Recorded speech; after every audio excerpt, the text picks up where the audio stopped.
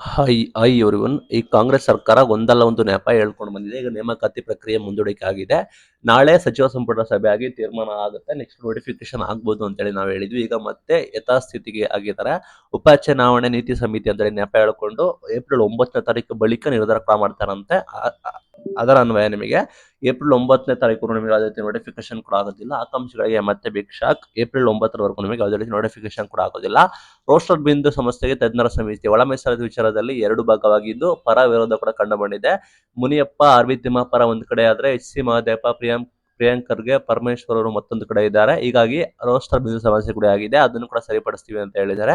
ಈಗ ಸಾಕಷ್ಟು ಜನ ಪ್ರತಿಭಟನೆ ಕೂಡ ಮಾಡ್ತಾ ಇದ್ದಾರೆ. ಲೈಕ್ ಸಂಘಟನೆಗಳು ಕೂಡ ಹೋರಾಟ ಕೂಡ ಮಾಡ್ತಿದ್ರು. ಆ ನಿಟ್ಟಿನಲ್ಲಿ ನೇಮಕಾತಿ ಪ್ರಕ್ರಿಯೆಯನ್ನು ನೀವು ಸರಿಯಾಗಿ ಒಳ ಮೀಸಲಾತಿ ಮಾಡಿನೇ ಮಾಡಬೇಕು, ಇಲ್ಲದ್ರೆ ನೀವು ಮಾಡಬಾರ್ದು. ಶೇಕಡ 15% ಅಲ್ಲೇ ನೀವು ಒಳ ಮೀಸಲಾತಿ ಕೊಡಬೇಕು ಅಂತ ಹೇಳಿ ಒತ್ತಡ ಕೂಡ ಇತ್ತು. ಹೀಗಾಗಿ ಸಮಸ್ಯೆ ಕೂಡ ಆಗಿದೆ. ಸಂಪುಟ ಸಭೆಯಲ್ಲಿ ಈ ತರ ತೀರ್ಮಾನ ಕೈಗೊಳ್ತಾರಂತೆ ಬೇರೆ ಬೇರೆ ಇದು. ಈಗ ಸದ್ಯದ ಮಟ್ಟಿಗೆ ಒಳ ಮೀಸಲಾತಿ ಅನುಷ್ಠಾನ ಲಕ್ಷಾಂತರ ಉದ್ಯೋಗಾಕಾಂಕ್ಷಿಗಳಿಗೆ ಸಮಸ್ಯೆ ಕೂಡ ಆಗಿದೆ. ರಾಜ್ಯ ಸರ್ಕಾರ ಮತ್ತೆ ಅಲ್ಪ ವಿರಾಮ ಘೋಷಣೆ ಕೂಡ ಮಾಡಿದೆ. ಇದು ನಿಮಗೆ ಮುಂದೂಡಿಕೆ ಕೂಡ ಮಾಡಿದ್ರು. ಉಪ ಚುನಾವಣೆ ನೀತಿ ಸಮಿತಿ ಅಂತ ಹೇಳಿ ಗೌರವ ಕಾಯ್ದುಕೊಳ್ತೀವಿ, ಅದಕ್ಕೋಸ್ಕರ ನಿಮಗೆ ಮುಂದೂಡಿಕೆ ಮಾಡ್ತೀವಿ ಅಂತ ಕೂಡ ಹೇಳಿದ್ದಾರೆ.